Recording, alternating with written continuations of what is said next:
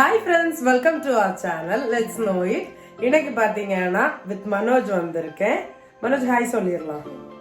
So நாங்கள் ரெண்டு பேரும் இன்னைக்கு என்ன பண்ண போறோம்னு பார்த்தீங்கன்னா ஒரு சாக்லேட் ரெசிபி தான் பண்ண போறோம். அதாவது கஸ்டர்ட் வந்து பண்ண போறோம். சாக்லேட் கஸ்டர்ட் ரெசிபி வந்து எப்படி பண்றதுங்கிறத உங்களுக்கும் கத்து தர போறோம். நாங்கள் ரெண்டு பேரும் சேர்ந்து பண்ணி என்ஜாய் பண்ண போறோம். ஸோ தேவையான இன்கிரீடியன்ஸ் என்னெல்லாம்னு பார்த்துட்டு வந்துடலாம்.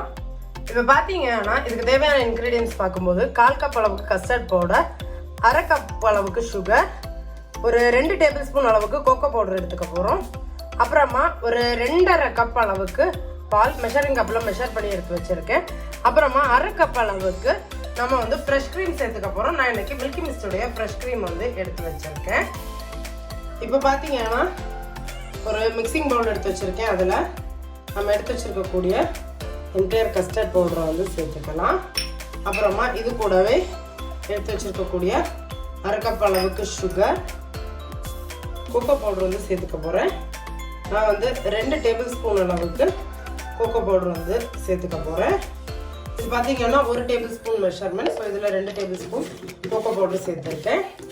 அப்புறம் பார்த்தீங்கன்னா பால் வந்து சேர்த்துக்க போகிறேன். இதில் இருக்கக்கூடிய குவான்டிட்டியில் ஒரு பாதி அளவுக்கு பாலை வந்து சேர்த்துட்டு இதில் லம்ஸ் எதுவும் இல்லாத அளவுக்கு மிக்ஸ் பண்ணிக்க போகிறேன்.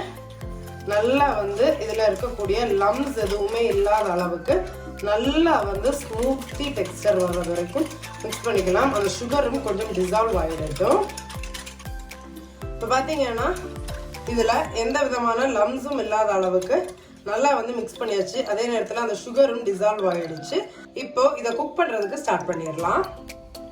பார்த்தீங்கன்னா ஒரு பேன் எடுத்து ஹீட் பண்ண வச்சுட்டேன். இந்த ஹீட் பண்ணுற பேனில் நம்ம எடுத்து வச்சுருக்கக்கூடிய இந்த சாக்லேட் மிக்சரை வந்து சேர்த்துக்கலாம். இது கூடவே நம்ம வச்சுருக்கக்கூடிய க்ரீமில் 1/2 கப் அளவுக்கு க்ரீம் வந்து மெஷர் பண்ணி சேர்த்துக்க போகிறோம். இப்போது இதில் நான் எடுத்துருக்கக்கூடிய 1/2 கப் அளவுக்கு ஃப்ரெஷ் க்ரீம் வந்து சேர்த்துருக்கேன்.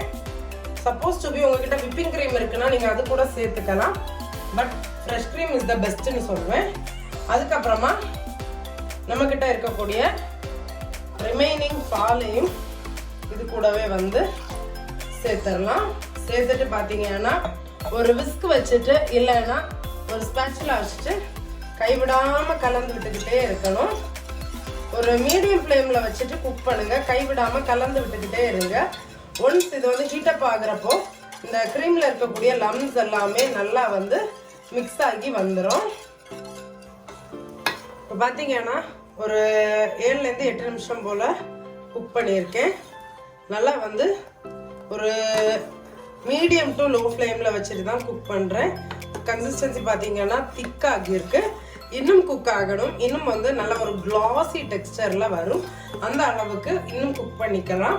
இன்னும் ஒரு 5லேருந்து 6 நிமிஷம் இது இன்னும் திக்காகி வர்றதுக்கு டைம் எடுக்கும். அப்போ தான் நம்மளோட கஸ்டர்டுடைய பர்ஃபெக்ட் டெக்ஸ்டர் வந்து வரும். ஸ்லோ ஃப்ளேம்லேயே வச்சுட்டு கை விடாமல் கலந்து விட்டுக்கிட்டுருங்க. நீங்கள் ஒரு ஸ்பூன் இல்லைன்னா ஸ்பேச்சுலா யூஸ் பண்ணி இந்த மாதிரி கை விடாமல் கலந்து விட்டுக்கிட்டுருங்க. அப்போ தான் அது ஒரு பர்ஃபெக்ட் டெக்ஸ்டருக்கு வரும். பார்த்தீங்கன்னா ஒரு மொத்தமாக 15 நிமிஷம் அளவுக்கு குக் பண்ணியிருக்கேன். நல்லா திக் கன்சிஸ்டன்சியாக, அதே டைமில் மேலே ஒரு கிளாசி ஃபினிஷ் வருது இல்லை. ஸோ இதுதான் அதோட கரெக்டான கன்சிஸ்டன்சி. இந்த ஸ்டேஜில் நம்ம வந்து அடுப்பை ஆஃப் பண்ணிடலாம். இந்த மாதிரி பார்க்குறப்போ தெரியுதா, ஒரு அப்சைட் டவுன் டில்ட் பண்ணுறப்போ அதில் ஒரு லேயர் வந்து கோட் ஆகியிருக்கும். அதுதான் கஸ்டர்ட் வந்து குக் ஆகிருக்க பர்ஃபெக்ட் கன்சிஸ்டன்சி. அடுப்பை ஆஃப் பண்ணிவிட்டு ஒரு 5 நிமிஷம் அப்படியே கூல் டவுன் ஆக விட்டுட்டு சர்விங் பவுல்ஸுக்கு ட்ரான்ஸ்ஃபர் பண்ணிடலாம். இப்போ பார்த்தீங்கன்னா இந்த மாதிரி பவுல் எடுத்து பிளேட்டில் அசம்பிள் பண்ணி வச்சுருக்கேன். ஸோ நம்மளோட கஸ்டர்ட் இருக்கு இல்லையா, இந்த கஸ்டர்டை ஒரு பவுல்லையாக வந்து ட்ரான்ஸ்ஃபர் பண்ணிக்கலாம்.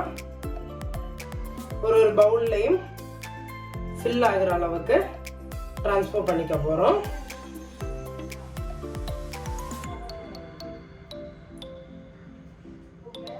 இதே மாதிரியே எல்லா பவுல்லையும் வந்து ஃபில் பண்ணி எடுத்துட போகிறேன்.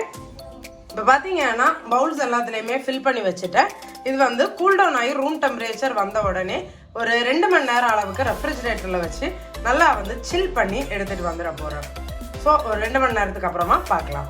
அவ்வளோதான், நம்மளோட சூப்பரான சாக்லேட் கஸ்டர்ட் வந்து ரெடி ஆயிடுச்சு. நீங்களும் உங்கள் வீட்டில் இந்த சாக்லேட் கஸ்டர்டை ட்ரை பண்ணி பாருங்கள். ட்ரை பண்ணி பார்த்துட்டு எப்படி இருந்துச்சு உங்கள் ஃபீட்பேக்கை கமெண்ட்ஸில் சொல்கிறதுக்கு மறந்துடாதீங்க.